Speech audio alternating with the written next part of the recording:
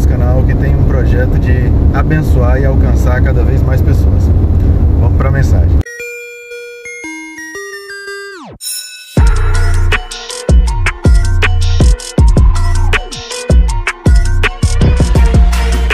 Eu me lembro claramente de um episódio da minha infância, aproximadamente na terceira série, em sala de aula, onde teve uma dinâmica que a professora ia descrevendo algumas palavras e objetos para que a gente fosse desenhando enquanto ela falava.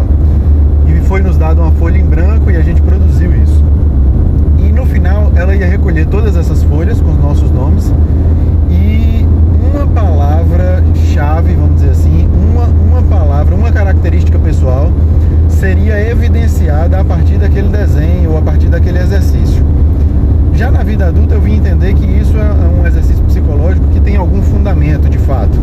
Mas na época eu entendi apenas como uma dinâmica, e quando a professora me trouxe o resultado daquele teste, ela falou assim: uma característica forte sua é que você é perfeccionista. Gente, aquele dia eu fui pra casa muito feliz, muito cheio, de dizer, poxa, eu sou perfeccionista, eu sou aquele cara que é detalhista, né? Aquele cara que é minucioso, cuidadoso, atento, enfim, eu fiquei muito satisfeito e recebi aquilo como elogio. Mas eu quero compartilhar com vocês que essa semana eu entendi mais claramente, venho estudando isso há algum tempo, perfeccionismo é um defeito, é um fato, mas eu venho entendido ainda mais o tamanho do problema do perfeccionismo. O detalhe é que o perfeccionismo, ele vai agir basicamente em duas frentes. Primeiro, te paralisar. Nunca você vai se sentir bom o suficiente para levar aquilo adiante, ou pronto o suficiente para dar start nesse projeto, nesse pensamento, nesse produto, nesse serviço, nessa ação em favor de alguém às vezes. Então, a primeira coisa que o perfeccionismo vai ferir é te deixar inativo, te deixar bloqueado, certo? E uma outra coisa terrível que o perfeccionismo proporciona é a crítica excessiva, não só a autocrítica excessiva, como a crítica excessiva a outros. Porque aquela pessoa que não produz e aquela pessoa que não está criando algo da sua essência, que não está se deixando florescer, se permitindo crescer, com frequência essa pessoa vai usar toda e qualquer falha dos outros como justificativa. Por exemplo, tá vendo fulano de tal? Para fazer daquele jeito, eu prefiro não fazer. Tá vendo como fizeram isso? Fizeram errado. Se fosse eu, não seria assim. E por que você não faz? Não, porque eu não sei. Por isso que eu não faço, para não ficar mal feito igual fulano de tal.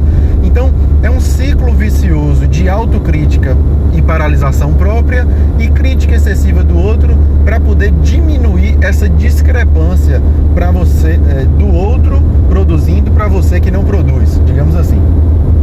Mas aí, Mário Sérgio Cortella, ele vai trazer de uma forma levíssima e muito gostosa a ideia do que é capricho. Ele diz: capricho é o melhor que você faz com o que você tem, até que você tenha condições melhores para fazer melhor ainda.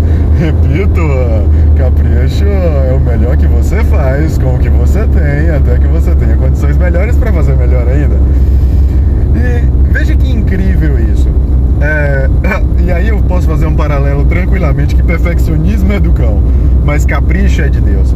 Porque Deus nunca vai exigir de nós aquilo que a gente não tem para dar, certo? Mas daquilo que a gente tem para oferecer, será cobrado sim. Porque se eu posso fazer com capricho algo, eu tenho que fazer o melhor com aquilo que eu tenho. Tudo bem, quando eu tiver uma condição melhor, dá para fazer ainda melhor. Mas enquanto eu não tenho a condição melhor, eu já posso fazer o melhor com aquilo que está em minhas mãos. Hoje pela manhã, enquanto eu lia o livro de Atos, lá no capítulo 16, a partir do versículo 19, vai relatar a prisão de Paulo e Silas, e mostra que eles estavam presos pelos pés num tronco, presos numa cela mesmo, com um tronco nos pés, e eles oravam e louvavam a Deus. Olha que incrível isso. Num cenário totalmente adverso e desconfortável, e para muitos até incoerente, porque como eu posso estar na prisão e orando e louvando ainda assim? Eles, apesar de estarem com os pés presos, eles não estavam amordaçados e nem estavam sem poder respirar, sem poder falar, sem poder pensar.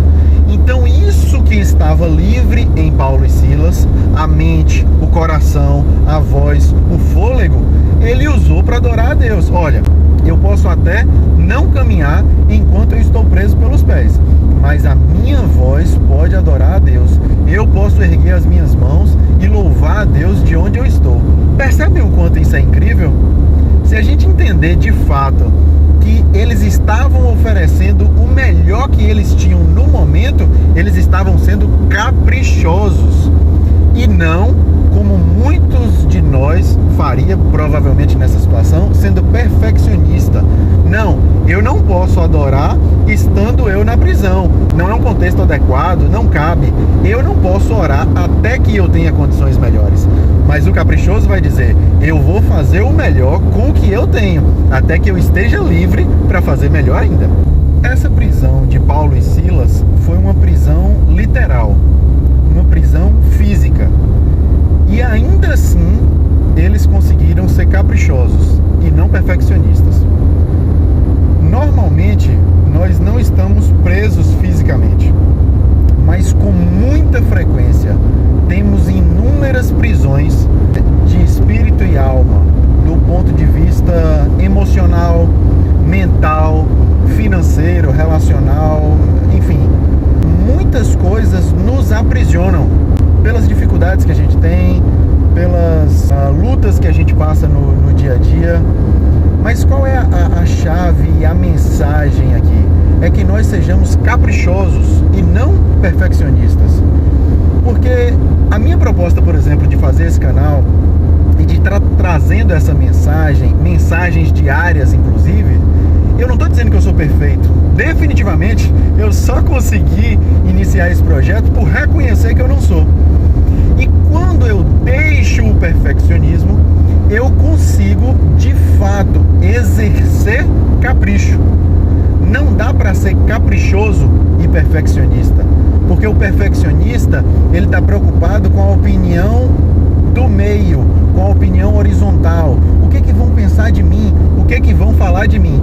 Mas o caprichoso está preocupado com o que Deus pensa disso, né? É uma relação vertical.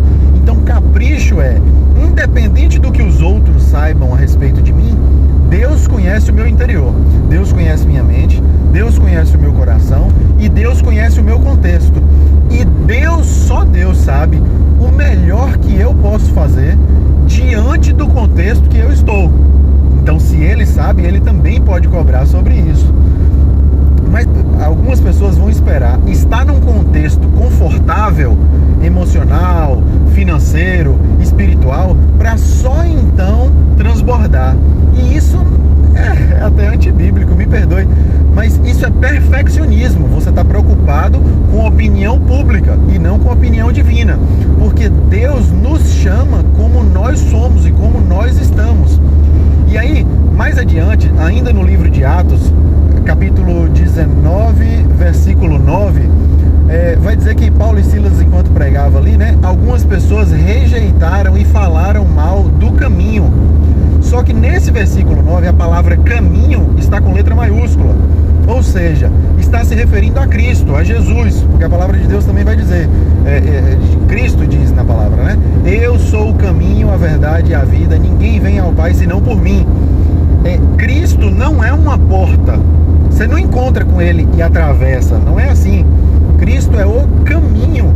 Então, a partir do encontro que nós temos com Deus, com Cristo, com a pessoa de Jesus, nós iniciamos uma caminhada, e isso é processual. E quando a gente entende que até o dia da nossa morte a perfeição é algo inatingível, é muito mais fácil viver, porque diariamente o meu desafio é ser melhor do que eu fui ontem, mas até o dia da minha morte, seguramente eu serei imperfeito. Até que Cristo volte e sejamos glorificados, nós estamos presos num corpo corrupto e naturalmente somos limitados. Então, o maior desafio é sermos caprichosos e melhorar a nós mesmos, nos comparando a Cristo. Mas Cristo, enquanto homem, ainda que perfeito cordeiro, zero pecado, ele não aceitou ser chamado de bom. Por que me chamas bom? Bom é Deus, bom é o Pai. Quer dizer, Cristo, por ter se feito homem e ter habitado na carne, ele sequer aceitava ser chamado de bom. Por que eu vou achar que eu tenho que ser perfeito? Ou vou ter metas inatingíveis que me oprimem a ponto de eu nunca fazer nada? Ou que oprimem todos à minha volta quando eu exijo em excesso perfeccionismo de pessoas imperfeitas, né? Perfeição de pessoas imperfeitas. Então, que nós possamos ser verdadeiramente caprichosos e não perfeccionistas. E venho deixar claro que apesar de estar gravando, apesar de estar trazendo essas mensagens, apesar de estar transbordando algo tão bom, minha vida não tem só pontos positivos. A minha história não tem só qualidades. E glória a Deus por isso, porque o meu caráter é forjado e transformado exatamente nos desafios. A gente tem que quebrar essa prática extremamente religiosa que eu exerci por muito tempo, por sinal, em favor do reino.